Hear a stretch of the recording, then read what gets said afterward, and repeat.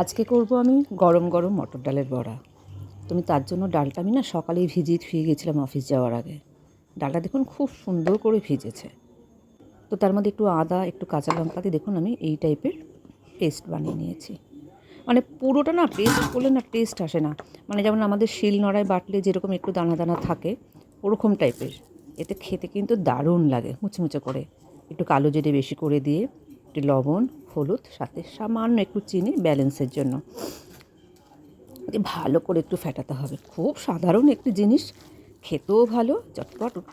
আর এই তো গরমকাল আসছে, জল ঢালা ভাত সাথে যদি এই বড়া হয়, জমে একদম ক্ষীর।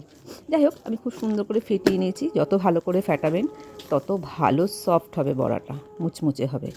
দেখুন এরকম স্ট্রাকচারটা হয়েছে। এবার গরম গরম তেলে একদম গরম গরম বড়া দিয়ে দিলাম। দেখুন বড়াটা ভেসে উঠেছে, মানে যে ডালের যে পেস্টটা ভেসে ওঠা মানে ডালটা ভালো ফ্যাটানো হয়েছে। এটা আমাকে আমার শাশুড়ি বলেছিলেন। যাই হোক, মার থেকেই অনেক কিছু শিখেছি, আবার দিদা আর মার কাছ থেকেই আমার রান্নাবান্না শেখা। যাই হোক, দেখুন খুব সুন্দর করে বড়াগুলো আমি ভেজে নিচ্ছি। গরম গরম মোচমোচে ডালের বড়া রাত্রিবেলা কিন্তু এই গরমে ভালোই লাগে খেতে, তাই না? প্রায় হয়ে এসছে।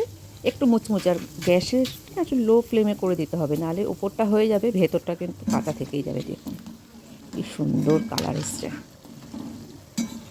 প্রায় এসছে। দেখুন হয়ে এসছে প্রায়। রাত্রিবেলা না একটু ভালোই লাগে, বেশ মুচমুচে বড়া হবে বা অন্য কিছু সকালের খাবার যদিও থেকে যায়, একটু ভালো কিন্তু লাগে না। কালারটা খুব সুন্দর এসেছে দেখুন, একদম মুচমুচে। এমনি মটর ডালের বড়াটা একটু মুচমুচেই হয়। এই দেখুন 3 রকম হচ্ছে, মানে 3 রকম ঝাল দেওয়া, ওই জন্য 3 রকম করে করা।